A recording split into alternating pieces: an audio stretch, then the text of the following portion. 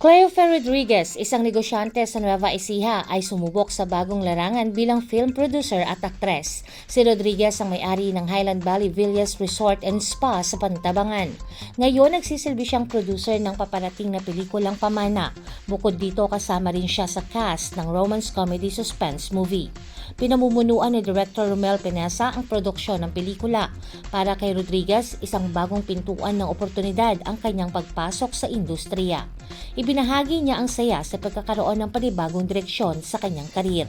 Tampok sa pelikula sina Herlin Budol, Hil Cuerva at Janice de Belen. Kasama rin sina Ashley Ortega, Paulo Gumabaw, Petit, Negi, Jelly Andres at Kakay Bautista. Dahil dito, nabuo ang isang ensemble cast mula sa iba't ibang bahagi ng entertainment industry. Para kay Rodriguez, mahalaga ang pagkakataong matuto sa bagong larangan. Mula sa hospitality business, nakikibahagi siya ngayon sa film production. Nagsimula ang shooting ng Pamana noong August 9, 2026 at nagpapatuloy ang production kahit nakararanas ng pag-ulan ng lugar. Naging abala ang resort sa pagdating ng cast at production team dahil dito na isasama sa production ng mga tanawin ng bayan. Kasama sa scenic backdrop ng lugar ang Pantabangan Lake at Sierra Madre Mountain Range.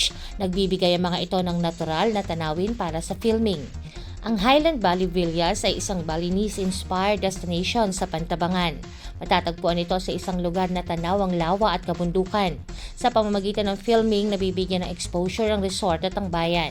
Maaari ring mas makilala ng mga manonood ang Pantabangan. Mahalaga ang ganitong exposure para sa mga lokal na destinasyon, lalo itong nakatutulong sa pagpapakita ng mga lugar sa labas ng Metro Manila.